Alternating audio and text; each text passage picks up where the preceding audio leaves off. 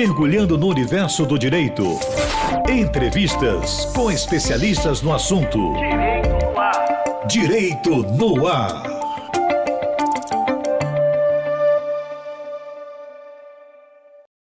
No ar, Heraldo Moreira, comunicando. Olá, meus amigos e minhas amigas do Direito no Ar, da Rádio Timbira, em sintonia com você. Hoje, nesta manhã de 23 de dezembro de 2023, aqui na gravação do nosso programa, iremos tratar do tema segurança pública. E para isso a gente convidou o ex-advogado e hoje tenente da Polícia Militar do Distrito Federal, Paulo Gaspar. Querido amigo Dr. Paulo Gaspar, é um privilégio tê-lo aqui conosco. Quero lhe agradecer por ter disponibilizado parte aí do seu tempo para ter essa conversa muito importante com a gente. E como é a sua primeira participação no programa, Paulo, tradicionalmente nesse caso, a gente faz algumas perguntas de natureza particular antes de entrar propriamente no tema do programa. Por quê? Para que, primeiro, as pessoas conheçam o nosso entrevistado e, segundo, para que a sua história de vida, que é muito bonita, eu sei, acabe incentivando, estimulando, vocacionando algumas das pessoas que estarão nos assistindo, tá certo? Então, a primeira pergunta que eu vou fazer é com relação a essas duas carreiras.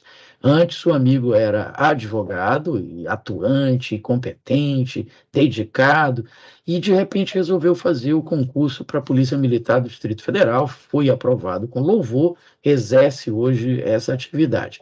Então, eu queria que o amigo comentasse o porquê da escolha dessas duas carreiras. Primeiramente, bom dia. Muito obrigado pela oportunidade de estar aqui batendo um papo com o senhor, professor. Tenho muita admiração. E respondendo à pergunta, né? Primeiramente, eu segui a carreira jurídica muito também por observar o meu pai, né? Por querer espelhar a vida do meu pai, que já é jurista até hoje, se aposentou agora em fevereiro desse ano. Ele era promotor de justiça, né? E eu sempre olhei ele indo para o fórum e aquela rotina jurídica, e eu pensei, eu quero isso para mim também. E aí foi que eu entrei no curso do Direito, né? Me formei em Direito na Universidade Federal do Maranhão e comecei a advogar e gostava bastante da carreira. Só que quando eu casei, tive minha primeira filha, aí aquela situação do advogado não ter o salário fixo, né, começou a me preocupar um pouco. Apesar de gostar muito da carreira, mas teve essa situação que, particularmente na minha pessoa, né, me preocupava um pouco de ter mês que eu recebia muito bem, muitos honorários, muitos resultados do êxito dos processos, mas aí tinha um outro mês que já não era da mesma forma e aquilo ali ficava me preocupando. Eu pensei, vou passar no concurso público para me programar, para ter um salário fixo, mas que eu conseguisse me programar, pagar a escola da menina, viajar, tudo mais. Aí foi quando eu decidi migrar, né, para o funcionalismo público.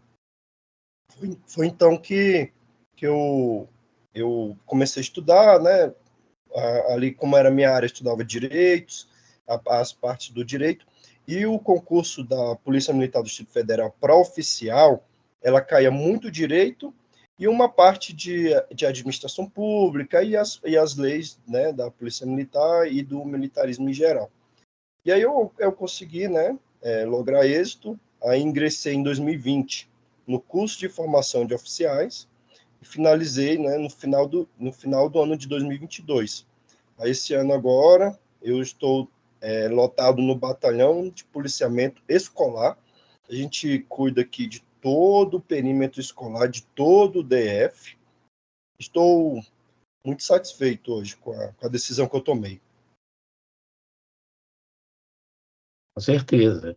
Bom, a preparação para essas duas carreiras, Tenente Paulo, porque veja, Para a advocacia, claro, além do bacharelado em Direito, você teve que se preparar também para um outro concurso, um concurso sui generis, né? Porque não tem um número de vagas limitadas, mas eu considero um concurso público, que é o exame de ordem. E para o curso de formação de oficiais da PM, para ser aprovado e ingressar nesse curso de formação, uma outra preparação. É, teria, assim, uma receita do bolo, que recado você daria para as pessoas que estão pensando em fazer as mesmas coisas? Bem, eu tenho sim, né? Tem uns que dizem que não tem receita, mas eu até tenho uma que eu apliquei nas duas situações, né? E consegui êxito. Por exemplo, vamos para a OAB, né? Para o exame da ordem, eu comprei uma coleção, Como se preparar para o exame da ordem. Aí é uma coleção que eu acho que tem 16 livros, são pequenos, né? É mesmo assim um resumo, realmente já teve um preparo por trás, um filtro do que realmente é corriqueiro, né? De cair nas provas.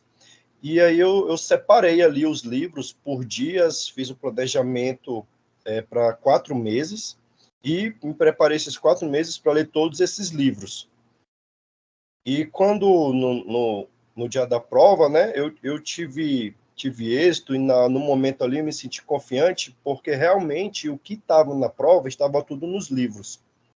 E aí consegui êxito na primeira etapa, né? Então o meu conselho é esse: se preparem, comprem resumos, sinopses e leiam de cabo a rabo, sem deixar nada de lado, porque tudo vai cair.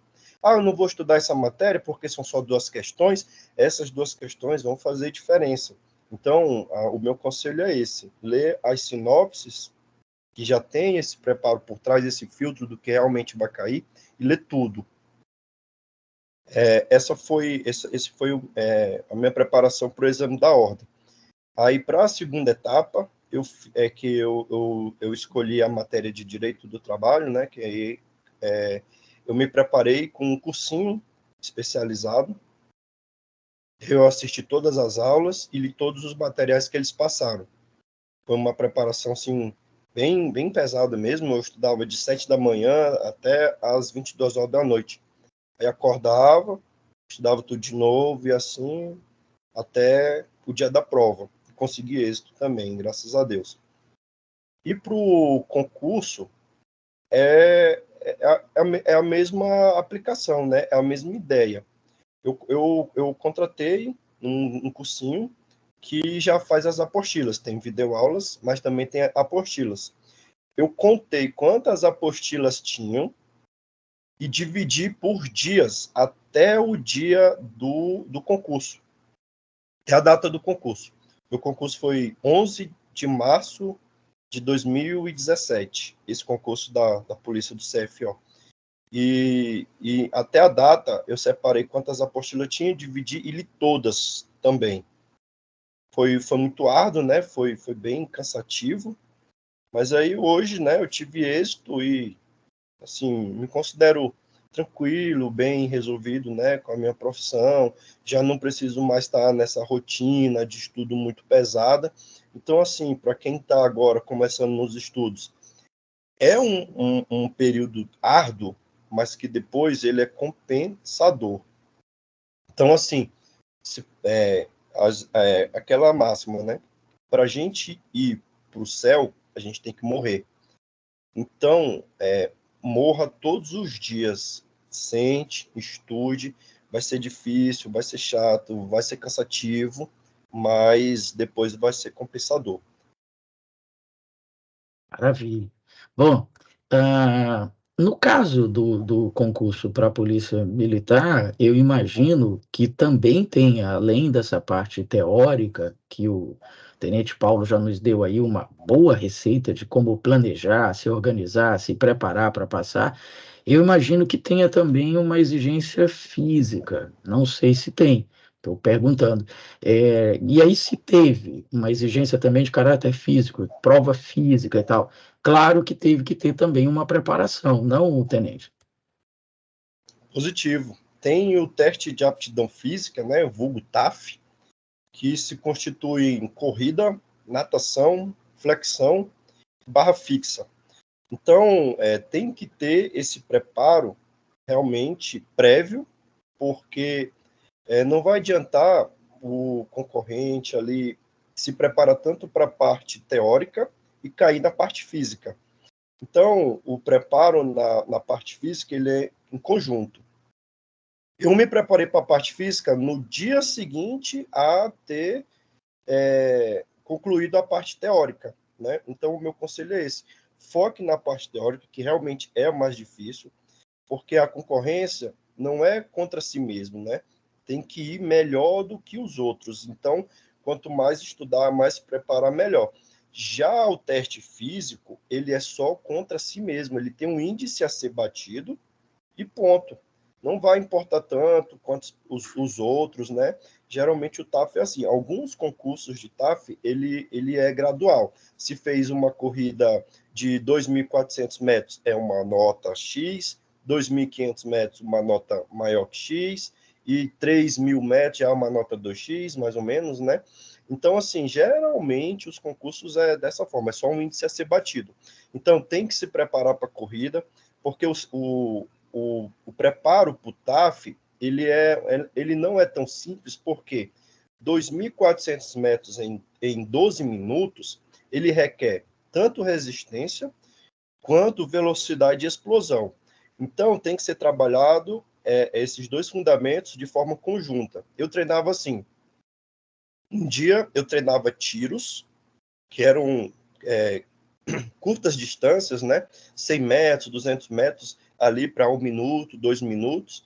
Aí descansava 3 e ficava dando 10, 15 tiros por dia de treinamento de tiro. Aí eu descansava, aí no outro dia eu já não treinava mais o tiro na corrida, eu já treinava uma distância mais longa, já fazia 3.000, 4.000 metros, né? 3, 4 quilômetros, mas aí já numa velocidade também, né, menor. Então, assim, aí ficava trabalhando a resistência e a velocidade barra explosão em dias separados.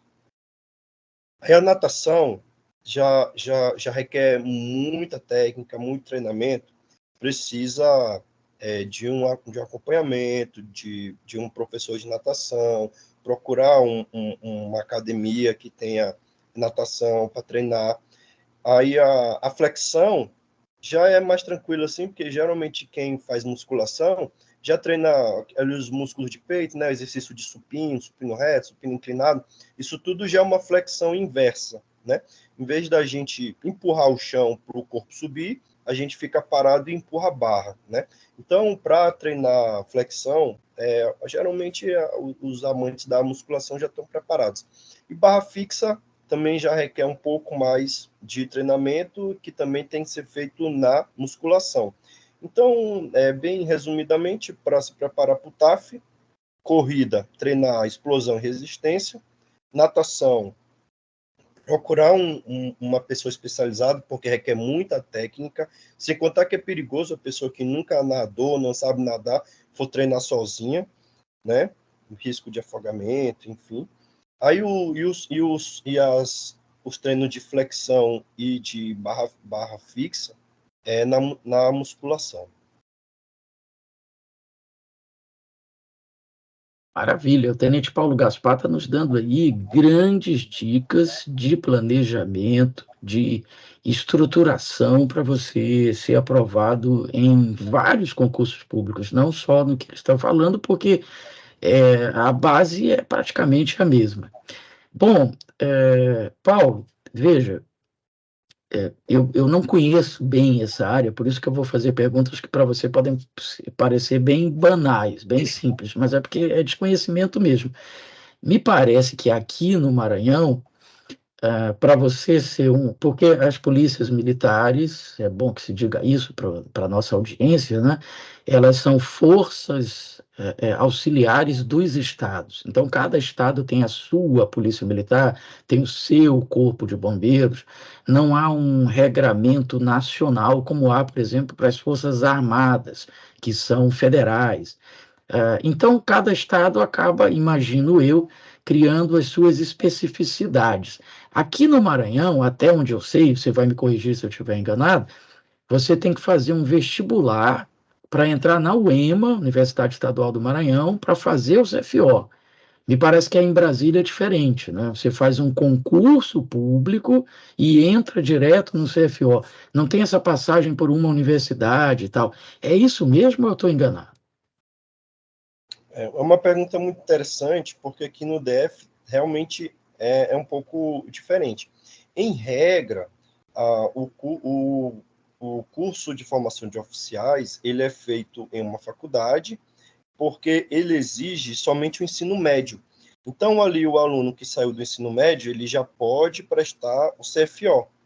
E aí, no caso, quando ele faz o CFO, né, quando ele conclui o curso de formação de oficiais, ele já sai com um nível superior, porque ele passou no vestibular, né, como todos os outros, e conclui, né, uma graduação que é realizada na UEMA, né, Universidade Estadual do Maranhão. E tem também uma situação, porque além de aluno, ele já é um funcionário público, ele já é um policial militar. Então, ele já vai ter um salário, ele já vai ter a contribuição para a Previdência, né? Então, assim, realmente é uma carreira muito, muito atrativa por essa situação. E aqui no DF é um pouco diferente, porque ele já exige um nível superior para fazer o concurso público. Então, ainda em algumas universidades, como acontece no Maranhão, né, na UEMA, que ele exige o ensino médio, já tem também algumas polícias que já exigem o ensino superior. Aqui no DF ele exige o nível superior, e quando o candidato ele logra êxito no concurso público, que se matricula no curso de formação de oficiais, ele começa uma nova graduação. Então, quando eu concluí o CFO, eu concluí uma nova graduação de nível superior, reconhecida pelo MEC, de Ciências Policiais. E quem nos gradua, a universidade é responsável é a UNB, Universidade de Brasília. Então, o nosso curso ele é um pouco parecido, porque ele não está associado ao UEMA, né? Ele está associado ao UNB, também, que é uma faculdade, e também a gente sai com uma graduação. Mas aí, né, pode se perguntar, mas se já exige um nível superior, por que você sai com um novo nível superior, né? A ideia é que esse nível superior, em breve, ele seja transformado em uma pós-graduação ou num mestrado, considerando que já começa com nível superior. Mas esse trâmite administrativo, educacional, né, vai ser tratado no MEC com as devidas providências, né? Perfeito, maravilha, ficou muito claro. Deu até para eu entender melhor como é que funcionava isso, porque eu confesso que eu não sabia. Bom, veja, Paulo, a gente poderia dizer que nos estados em que se exige o nível médio para que a pessoa acesse o CFO, e nos estados e no Distrito Federal, onde se exige que a pessoa já tenha uma graduação superior, a gente poderia concluir que os oficiais das polícias militares dos estados que exigem o nível superior seriam mais preparados do que o dos estados em que não se exige isso? Em regra, sim, né? Porque a gente sabe que conhecimento ele é poder. Então, se o policial ele já começa com uma graduação, ele já ficou 4 anos no banco de uma faculdade, se dedicando, adquirindo conhecimento, ele vai estar mais preparado do que um outro que está ali começando, ainda nem sabe o que é uma faculdade. Mas a gente sabe também, por isso que eu falei em regra, porque tem tem pessoas que passam pela faculdade ali, né, não se dedicam o suficiente, falam, não, eu tenho uma graduação, eu tenho um canudo na mão, mas a gente sabe que não se dedicou, não procurou conhecimento, não procurou capacitação profissional, e aquele outro que entrou sem a graduação, vai se dedicar até muito mais, né? Então, assim, em regra, sim, pela situação, né, do conhecimento. Mas tem as exceções também, né, nessa situação que eu citei. Então, a gente até utiliza um termo chamado cientificidade. As polícias, elas estão procurando a cientificidade, o conhecimento, aí já entrando numa situação mais prática mesmo, operacional. Onde a gente vai empregar a tropa? Onde a gente vai empregar o policiamento? Tem que ser feita uma análise criminal, tem que ser feito um estudo, né? Hoje as polícias, elas precisam cada vez mais de cientificismo. Perfeito. Bom, estamos conversando aqui com o tenente da Polícia Militar do Distrito Federal, Paulo Gaspar. Tenente, a gente poderia dizer, porque a gente sabe que há uma espécie de mapa da violência, né, que é proposto, inclusive, por essa tal cientificidade que o amigo acaba de falar. A gente sabe que tem estados onde a violência é maior, em outros ela é menor. Assim, se a gente tivesse essas informações, não sei se o amigo tem, a gente poderia dizer que é mais fácil, sob esse aspecto da maior ou da menor violência, é mais fácil ser policial militar no Distrito Federal do que no Maranhão ou vice-versa? Pergunta bem interessante. Então, para tratar dessa questão, é importante a gente esclarecer que o crime ele é dinâmico. Então, às vezes, um Estado ele está, entre aspas, tranquilo, está pacificado, e se, como eu falei, ele é dinâmico. Se as facções criminosas, os criminosos migrarem para lá, vai ser tão perigoso, tão difícil quanto os outros que já são perigosos. Então, o papel da polícia militar ali repressivamente, o papel da polícia civil de forma trabalhando ali na inteligência, trabalhando na investigação, não deixando que as facções criminosas, né, adentrem o território. Hoje, esse é o principal trabalho da polícia. Porque, às vezes, o Distrito Federal ele é tranquilo, não tem facção criminosa. Méritos das polícias militares e polícia civil que estão trabalhando para que isso não ocorra. Então, hoje, é mais fácil ou é mais difícil? Depende muito do critério a ser adotado. Por quê? Hoje eu posso andar mais tranquilo, porque, assim, eu digo trabalhando fardado, ali fazendo policiamento ostensivo na rua.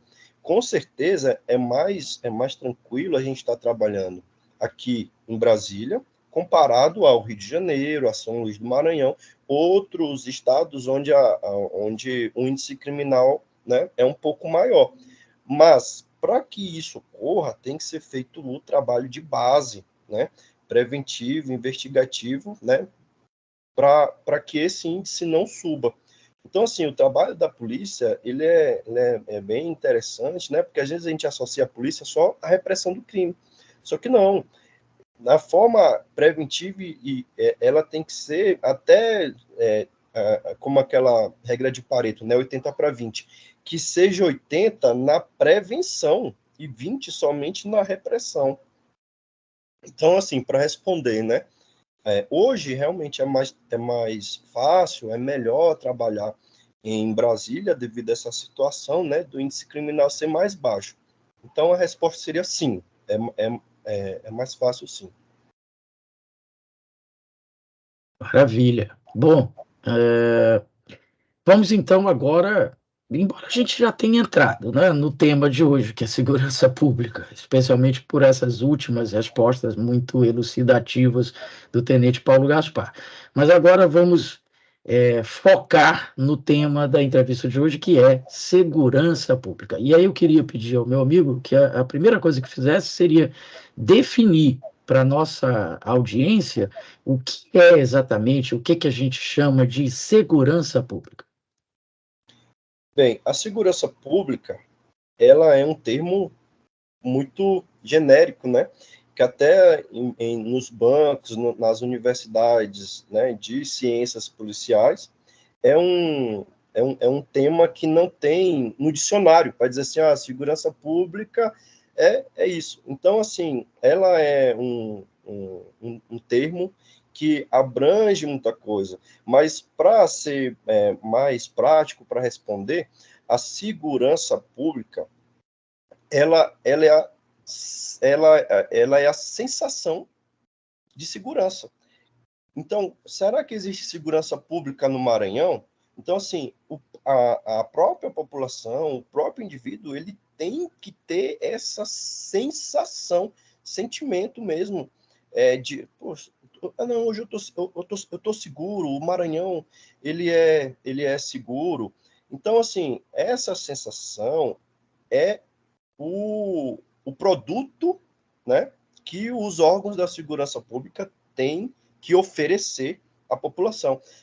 A segurança pública, pelo artigo 144 da Constituição, ela é exercida pelas polícias militares, pelos bombeiros militares, o DETRAN. Mas DETRAN, sim, se está cuidando do trânsito, está oferecendo segurança pública. A Polícia Federal. Então, a segurança pública, ela é essa sensação de segurança que deverá ser exercida pelos órgãos da segurança pública, que são elencados no artigo 144 da nossa Constituição Federal. Perfeito. Bom, então isso me fez pensar aqui. Eu gostei muito dessa definição, porque ela é bem simples e é bem direta, né? Segurança pública, né? O público, a população, a sociedade se sente segura. Então, de fato, é uma sensação. Genial, genial. Com uma palavra você define e define bem. Só que aí me fez pensar o seguinte, Tenente Paulo, essa sensação, ela pode ser também geográfica. Em que sentido? Ah, eu particularmente, o Heraldo, eu penso assim, há alguns anos aqui no Maranhão, a gente vivia uma sensação de insegurança. A gente estava tendo arrastão, fuga em massa da penitenciária, a gente tinha medo de transitar com os nossos veículos depois das 10 da noite, em qualquer avenida e tal. Hoje a gente vive uma realidade distinta dessa. Hoje eu me sinto seguro de uma forma que eu não me sentia há 10, 15 anos atrás. Ok, mas eu ainda sei que em determinados locais aqui da cidade, eu não vou ter essa mesma sensação de segurança. Então, ainda que no geral você tenha essa sensação, em determinados momentos, mas em determinados locais, essa sensação pode ser diferente? Positivo, pode sim, e até em decorrência da situação que eu falei, que o crime ele é dinâmico. Então, existem locais, por exemplo, né, citando aí São Luís do Maranhão, ali na península, ali na Ponta da Areia, né, é uma situação que a gente vai ter uma sensação de segurança maior. Então, quais seriam os fatores? Primeiro, o emprego de um maior policiamento. Então, você vai perceber que ali vai ter um pouco mais de policiamento, da presença policial de forma ostensiva, porque o simples fato da polícia estar ali já inibe o crime, né? Porque o crime ele ocorre quando um triângulo ele é formado, que é o triângulo do crime. A vítima, o autor e o guardião. Então, o guardião ele pode ser a polícia militar, pode ser a polícia civil, ou pode ser um vizinho.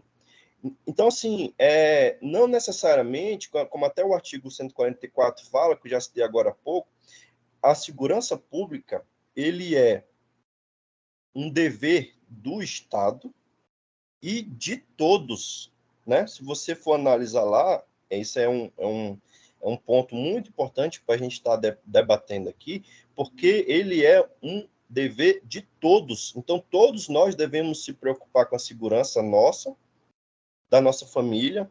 Então, nessa situação, voltando aqui para o ponto do triângulo do crime, nós vamos ter o autor, a vítima e o guardião. Então, quando que o crime vai ocorrer? Quando não tiver o guardião. Porque o crime, o autor que eu falo, né, é o que comete a ação criminal.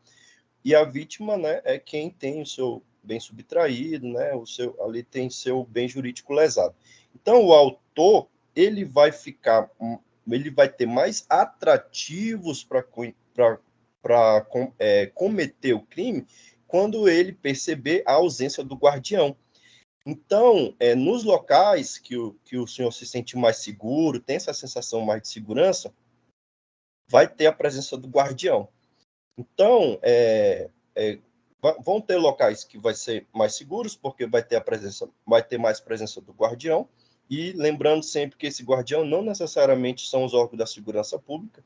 Um vizinho que está ali observando, ele vai inibir que o autor ele perceba ali que vai ser vantajoso entrar na casa, né? Então,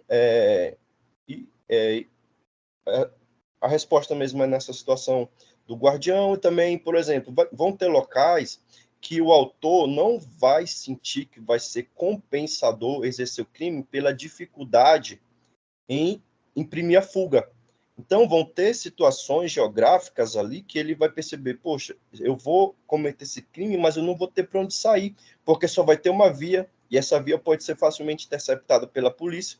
Então, assim, a resposta dessa sensação de segurança, ela é muito complexa, mas pontos cruciais são esses, né? A presença do guardião, se vai ter mais presença de polícia ou menos presença de polícia, vai exercer essa sensação de segurança. E o autor, ele sempre vai pensar na compensação. Assim como a gente pensa em como a gente pode combater, né, não deixar nossa casa vulnerável, não estar andando em locais ou horários que a gente considera perigoso. O autor também está pensando isso. Eu vou andar no horário tal, porque eu vou ver um idoso ou uma criança desprotegida. Então, assim, para que o crime ocorra, né, são muitos fatores, e o principal para o autor é esse, que seja compensatório, que ele analisa os riscos e as recompensas. Maravilha, a gente está tendo aqui uma verdadeira aula sobre segurança pública com o ex-advogado e hoje tenente da Polícia Militar do Distrito Federal, Paulo Gaspar. Tenente Paulo, eu gostei muito dessa sua última observação aí, com o fato de que a Constituição exige que a responsabilidade pela sensação de segurança pública seja de todos, e não só das polícias, não só do Estado. Isso, inclusive, Paulo, a gente pode estender para outras áreas, né? Vamos levar aqui para a educação, né? Tem muita gente que, coloquei meu filho na escola, quem tem que educá-lo é a escola. Não. Então, a saúde, a segurança, o Estado tem que me dar saúde, mas eu não vou me cuidar, eu não faço nenhuma atividade física, eu como pra caramba, eu bebo pra caramba, fumo pra caramba, o Estado tem que cuidar de mim. Não é assim, não é mesmo, Tenente Paulo? Exatamente, porque quando a gente decidiu viver em sociedade, né, que a gente fez aquele contrato social lá que a gente estuda com os contratualistas, com John Locke, então a gente deixa a nossa liberdade para um bem comum, que seria o Estado, para cuidar da gente, mas também a gente não pode depender 100% dele, né? Como o senhor bem falou. Eu não posso, eu preciso de saúde, mas eu passei 10 anos da minha vida fumando bastante, sem me exercitar, e agora o Estado não me proporciona, né? Porque os recursos, eles são limitados e as necessidades são infinitas.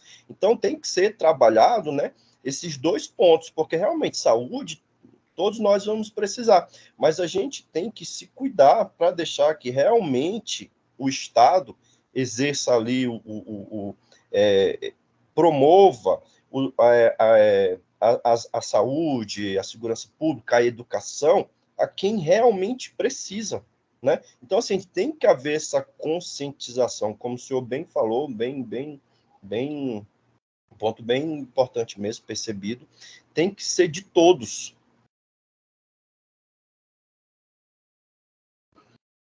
Uma outra coisa que tem que ficar evidente aqui na sua entrevista, Tenente Paulo, desde lá do início, quando você falou de cientificidade, depois, em outros momentos, sobre a necessidade de planejamento, de organização, de um trabalho de inteligência, né, da polícia, nesse sentido, né? O trabalho da polícia, ele não pode ser limitado a apenas a parte repressiva. Tem que ter o trabalho preventivo. E o trabalho preventivo, que o senhor até colocou a proporção 80% de trabalho preventivo, significa estudar, analisar, planejar, organizar. E a gente tem visto muito isso em evidência nos últimos meses aí, o Ministério da Justiça e da Segurança Pública falando da necessidade da inteligência, da coordenação, da reunião de todas as polícias, de todos os. Porque se cada um ficar fazendo esse trabalho isoladamente, ele será bem feito, claro, mas o resultado será muito maior do que se juntar todo mundo e pensar juntos e um ensinar a experiência sua para o outro. Só que, é esse ponto que eu queria chegar. O senhor está há pouco tempo na polícia, 3 anos, ok. Mas o senhor deve ter conhecimento, porque transitava antes na advocacia e eventualmente tinha contatos com os policiais, que no passado, né, a gente tinha uma briga interna entre as polícias, né? Uma queria ter mais poder do que a outra, aparecer mais do que a outra e tal. E aí a minha pergunta é essa: é claro que todo mundo concorda que é necessário que as polícias estejam todas reunidas, mas isso não esbarra nesse problema que havia e não há mais, ou ainda há? Infelizmente, isso é uma realidade que ainda existe, né, que ainda está vigente, essa, essa, esse rivalismo, né, essa rivalidade entre uma polícia e outra. Por exemplo, a Polícia Civil, pela Constituição, ela é responsável pela investigação. Só que a Polícia Militar, ela também precisa investigar, até mesmo para aplicar o cientificismo. Como é que a gente vai aplicar, empregar um policiamento numa área X ou Y sem uma investigação, né? Então, aí, às vezes, isso já aconteceu, acontece mesmo. O que acontece? A Polícia Militar, ela exerce a investigação, a Polícia Civil percebe que a Polícia Militar está adentrando ali, de certa forma, na atividade da Polícia Civil, e provoca os outros órgãos, o Ministério Público: olha, a Polícia Militar está entrando aqui, sendo que, na verdade, a Polícia Militar só quer exercer da melhor forma, né? Assim como acontece o inverso também. Então, hoje, como o senhor bem citou, o Ministério da Justiça, ele tem sido um elo de unificar, né, as forças da segurança pública. A título de curiosidade, nos Estados Unidos não existe polícia militar, polícia civil, é uma polícia só. Então, lá é o chamado ciclo completo. Então, a investigação, a prisão, o processamento, né, do crime e a pena. E tudo isso, a mesma polícia está envolvida. Aqui não. Quando há um crime de homicídio, aí a polícia é chamada, chega lá no local, está lá o corpo, identificou o autor, efetua a prisão em flagrante, leva para a Polícia Civil. Aí, da Polícia Civil para frente, o ciclo, a Polícia Militar não tem conhecimento, não tem envolvimento, né? Então, assim, é necessário esse ciclo completo. E está sendo, né, estudado para perceber se vai se adequar ao Brasil, porque nos Estados Unidos funciona, mas não necessariamente no Brasil vai funcionar, né? Então, respondendo à pergunta do senhor, há essa rivalidade ainda entre as polícias.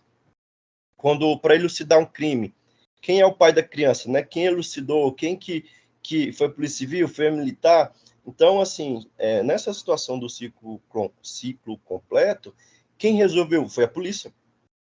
Mas militar, não, foi a polícia, né? Então, é necessária essa integração, né, e a realização do ciclo completo.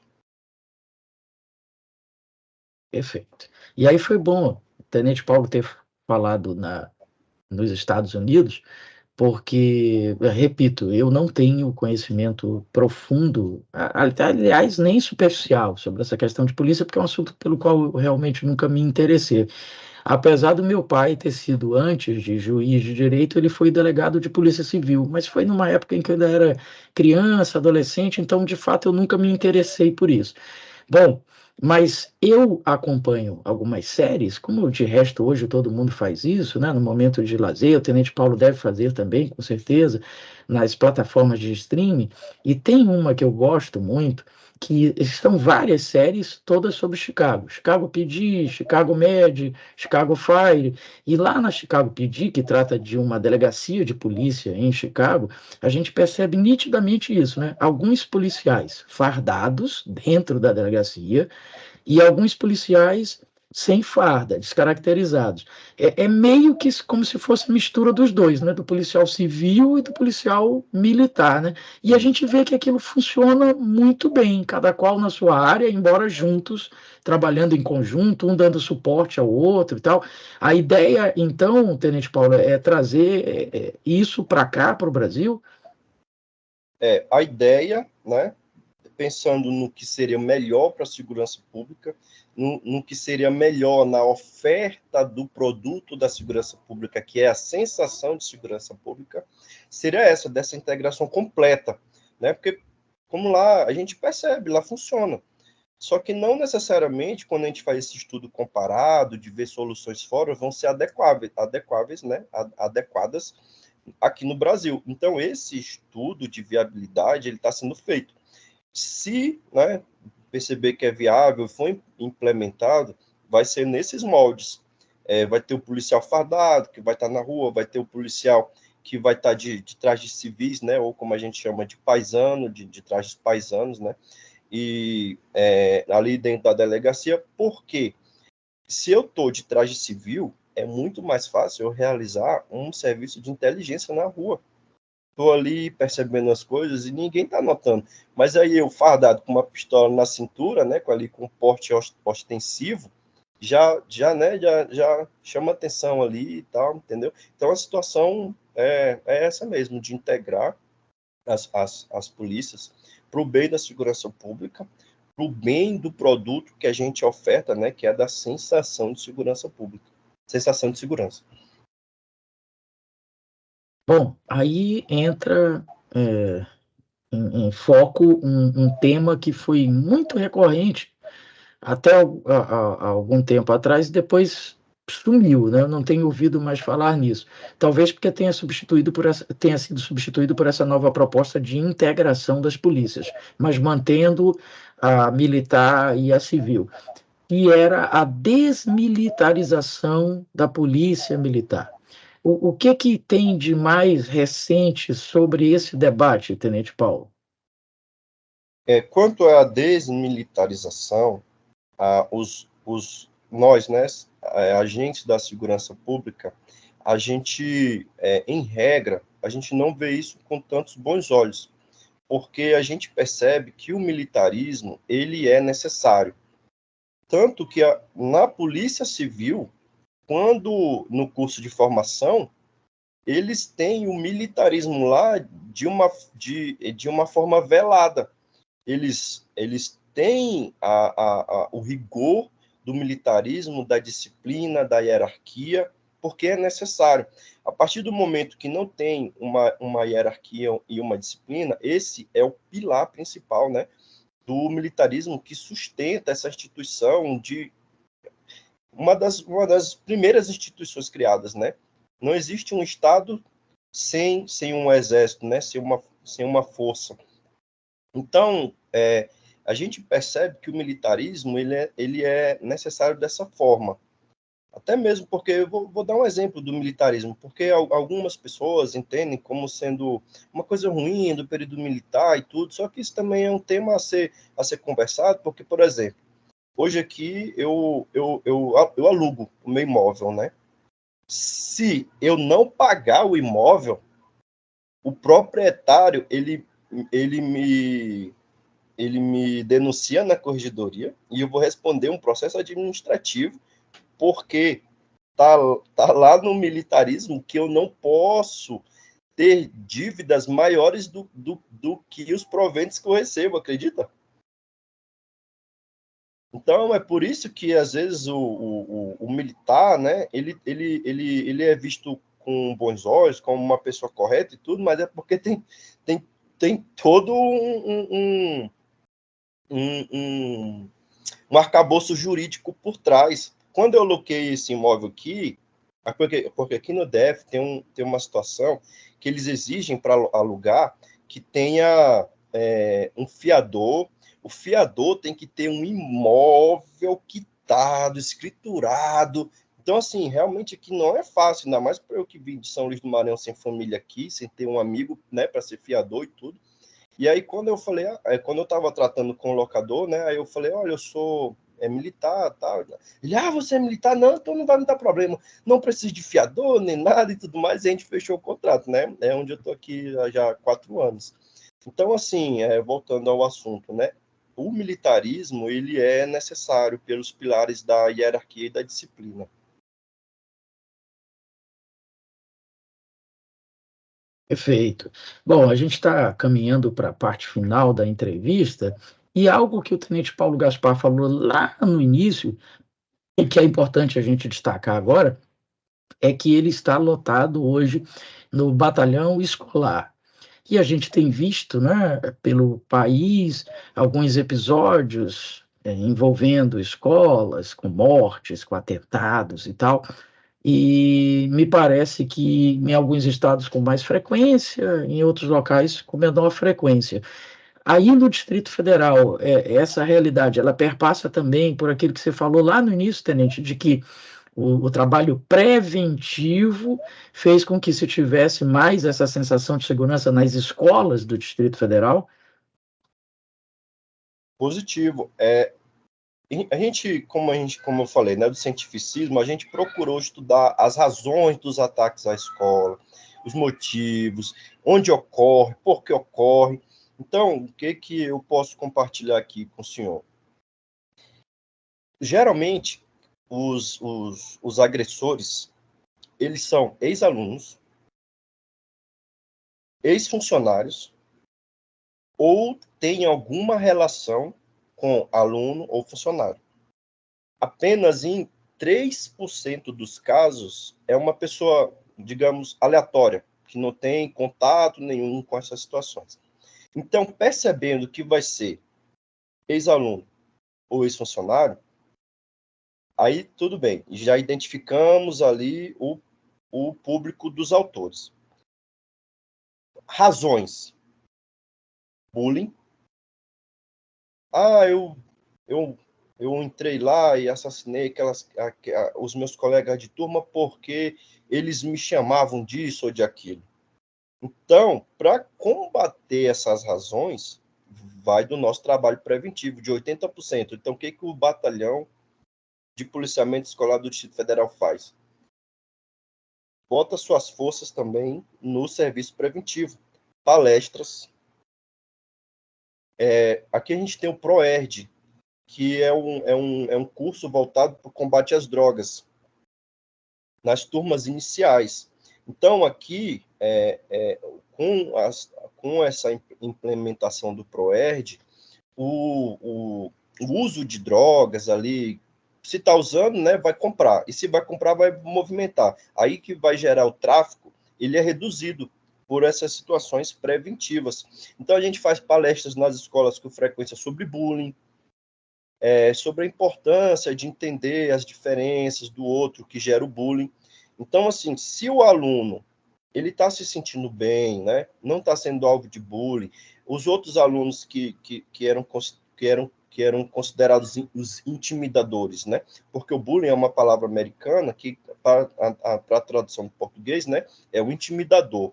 Então, os intimidadores, eles vão ficar mais, entre aspas, passivos, mas eles vão compreender, eles vão entender as diferenças e vão perceber o que o bullying causa. Então, aqui na Polícia Militar Federal, especialmente no Batalhão de Policiamento Escolar, a gente trabalha nessa prevenção do bullying, para evitar, né, as razões e motivos que vão gerar os ataques. Perfeito. Bom, Tenente Paulo, e aí a gente volta àquele ponto que o senhor destacou com muita propriedade, de que a segurança pública é uma sensação que não é construída só pelos agentes de segurança, ela tem que ser construída por todos, pela sociedade. Nesse caso específico aí da violência nas escolas, no âmbito escolar, como que a sociedade pode colaborar com o trabalho da polícia? Que mecanismos, que portas vocês abrem para que essas informações cheguem e que vocês possam, então, atuar de forma preventiva? Tem uma teoria que foi feita nos Estados Unidos, né, na cidade de Chicago, né, o senhor falou de Chicago, é a teoria das janelas quebradas, The Broken Window. O que ela fala? Que, na verdade, foi um experimento real, né, colocar um carro com uma janela quebrada em uma rua.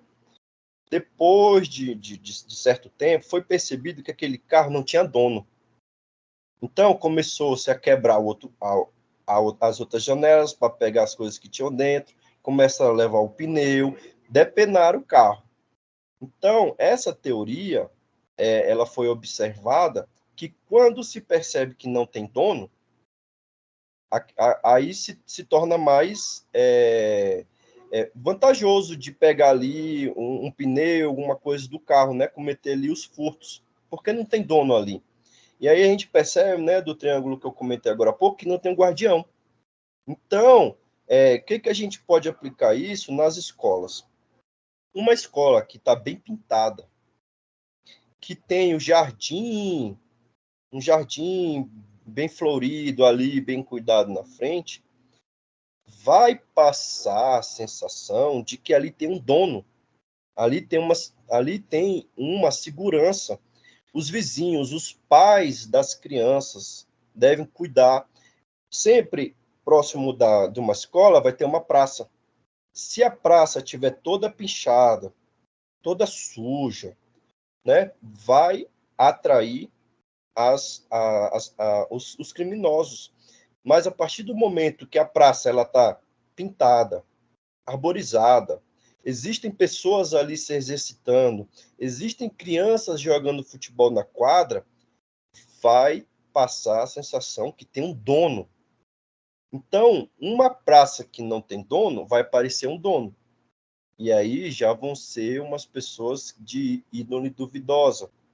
Mas a partir do momento que a praça está sendo utilizada, passa aquela sensação, poxa, que praça bonita, vou trazer meu filho aqui para brincar, vai inibir o crime. Então, respondendo à pergunta do que a população pode fazer, cuidar dos arredores, né? Então, cuidando dos arredores, mostrando que ali tem um dono, mostrando que ali tem um cuidado, vai evitar que a teoria das janelas quebradas, né? Essa janela quebrada era do carro lá que estava com a janela quebrada e que passou a sensação que não tinha dono. Então, né, aplicando a teoria das janelas quebradas para as escolas, é isso, cuidar ali do entorno, da praça que está na frente. Uma escola que está cheia de lixo, entulho, vai passar a sensação que não tem dono ali. Mas a partir da escola que está limpinha, né, bonita, arborizada, vai passar a sensação de que tem um dono. E isso também se aplica às nossas vidas. Então, temos que cuidar dos bairros. Então, assim, tem uns bairros da de São Luís, por exemplo, na Renascença, Calhau, as casas são bonitas, são cuidadas, né? Então, isso se aplica também, né, às nossas vidas, cuidar da nossa casa, mostrar que ali tem dono, e também cuidar da segurança orgânica, colocar uma cerca elétrica, mostrar lá, assim, né, aviso, aqui tem cerca elétrica, é monitorado, isso tudo vai inibir, né? Maravilha. Bom, chegamos ao final da nossa conversa. É uma pena, porque o professor Paulo deu uma aula realmente de segurança pública, não só no aspecto teórico, mas principalmente no aspecto prático. Deu lições importantes para que sejam aplicadas por todos nós nas nossas vidas. Tenente Paulo Gaspar, foi um privilégio conversar com um amigo. Quero agradecer mais uma vez por ter disponibilizado esse tempo para conversar conosco. Fica o espaço agora para suas despedidas e considerações finais. Queria agradecer, eu que agradeço de estar aqui, né? Podendo conversar com o senhor, podendo acrescentar, né, na vida das pessoas, como elas podem, né, se cuidar, evitar, né, que elas sejam vítimas, né, de cometimento de crimes. E eu estou bem feliz mesmo. Eu fiquei até pensando, como você falou, poxa, acabou, né? Tava muito bom o nosso papo. Mas muito obrigado pela atenção, só tenho a agradecer mesmo. Desejar para o senhor agora, né? Feliz Natal, feliz Ano Novo. Deus abençoe o senhor, sua família, que é muito amada por mim, o senhor sabe. A recíproca é verdadeira, meu amigo. Muito grato pelos votos e que sejam em dobro aí para vocês também. Conversamos com o tenente da Polícia Militar do Distrito Federal, o ex-advogado, Dr. Paulo Gaspar, que tratou aqui do tema segurança pública. Então é isso. Forte abraço a todos e a todas e até a semana que vem com mais um programa Direito no Ar.